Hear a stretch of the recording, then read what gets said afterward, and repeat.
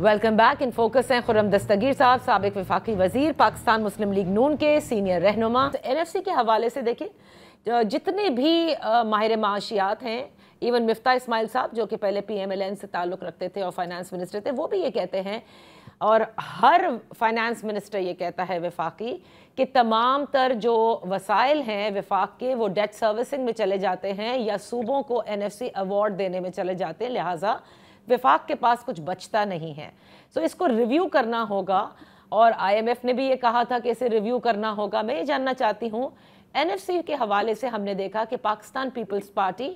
ہمیشہ معترض رہی ہے 18ویں ترمیم کی, کیونکہ وہ ذکر کرتی ہے اور وہ کہتی ہے کہ 18ویں ترمیم کے تحت ہی این ایف سی ملنا چاہیے. آپ سمجھتے ہیں کہ اب cutting of share of the provinces will be acceptable to Pakistan Peoples Party and even other provinces for that metre?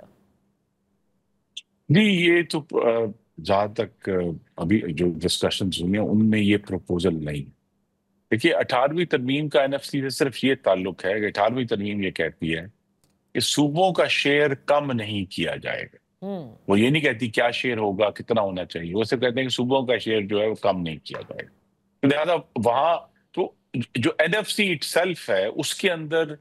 تبدیلی میں کوئی رکاوٹ نہیں ہے اگر صوبوں کا شیئر کم نہ کیا جائے. صوبوں کا شیئر رکھتے ہوئے, جس طرح میں نے پہلے عرض کیا کہ صوبوں کا جو 56 پوائنٹ سمتنگ شیئر ہے وفاقی محصولات میں, اسی شیئر میں سے پھر اس شیئر میں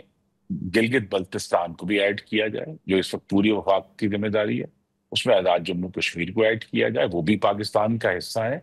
اور جو ہماری کمٹمنٹس ہیں جو سابق قبائلی علاقے ہیں, وہ جو صوبے اپنی شیئر میں سے,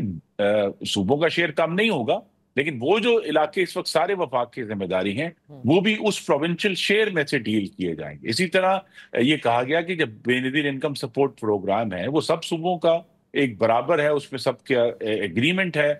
کہ اس کی جو طریقہ کار ہے اور پروسیجر ہے, تو وہ اگر جو ہے جو اس وقت وفاق اس میں تقریباً اس سال پہ 700 سے 800 ارب روپے خرچ کرے گا, تو اگر اس میں صوبے جو ہیں اس میں جتنے ریسیپینٹس ہیں ان کے لحاظ سے اگر وہ شیئر کرتے ہیں, تو مقصد یہ نہیں ہے کہ صوبوں کا شیئر گھٹانا ہے, مقصد یہ ہے کہ صوبوں کا جو شیئر ہے اس میں اس قسم کی تبدیلی کی جائے جس سے وفاق کا بوجھ گھٹ سکے, اور شیئر جو ایکچوئل گروس شیئر ہے وہ اتنا ہی رہے گا 57%.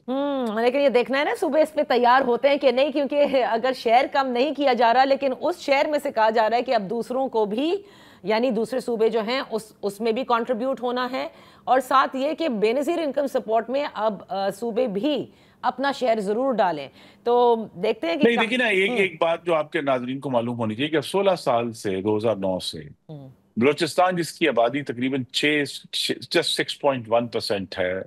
پاکستان کی, اس کو پچھلے 15 سال سے 150% دیا, یعنی اس کو 9 کچھ فیصد دیا جا رہا ہے اس کی جو ہے وہ ڈیولپمنٹ کی یا انڈر ڈیولپمنٹ کی وجہ سے. اب جب یہ سارے ایشوز اٹھے ہیں تو کیا وہ شیئر جو ہے کہ آپ بلوچستان کو دینا, یہ ان صوبوں کی, دوسرے صوبوں نے گیو اپ کیا, سب سے زیادہ پنجاب نے گیو اپ کیا تھا بلوچستان کے لیے, اس وقت تقریباً 1.25% شیئر جو ہے, کیا آج اس کو مینٹین کرنا ہے, اس کو مینٹین کرنے کی ضرورت ہے. اسی طرح اس وقت خیبر پختونخوا کو دہشت گردی کے بعد میں ایکسٹرا جو ہے کچھ پرسنٹیج دی گئی تھی تاکہ وہ اسے ڈیل, تو لہٰذا یہ سارے ایشوز ایسے ہیں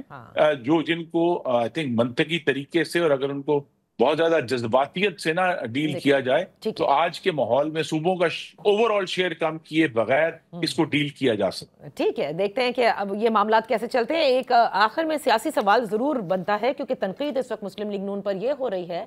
کہ 9 مئی کے کیسز کے حوالے سے آپ نے دیکھا کہ عمران خان صاحب کو 8 مقدمات میں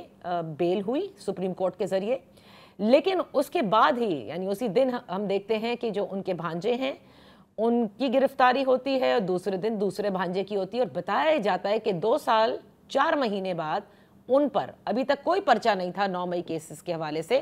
کاٹا گیا ہے اور انہیں ان کا ریمانڈ لیا گیا ہے. تو تنقید بنتی ہے کہ 2 سال 4 مہینے کیوں لگے اگر واقعی وہ انوالومنٹ تھی ان کی, اور دوسرا تحریک انصاف یہ کہتی ہے کہ یہ کلاسک ایگزامپل ہے فسطائیت کی. دیکھیے پہلے تو یہ فیصلہ کر لیں کہ عدلیہ آج کی اچھی ہے کہ خراب ہے. عدلیہ جو ہے وہ کسی کے انگوٹھے کے نیچے ہے یا آزاد ہے, کیونکہ یہ نہیں ہو سکتا کہ جس دن آپ کے حق میں آئیں فیصلے, جو ضمانت ہوئی ہے वो उस दिन तो अदलिया अचानक बहुत अच्छी होगी, और चीफ जस्टिस खुद उस बेंच में शामिल थे, और उन्होंने वाज़े लिखा है कि ये कानूनी बुनियाद को देखकर जो है, ये मेरिट पर नहीं किया गया बल्कि एक कानून की शिक को देखते हुए ये जमानत दी जा रही।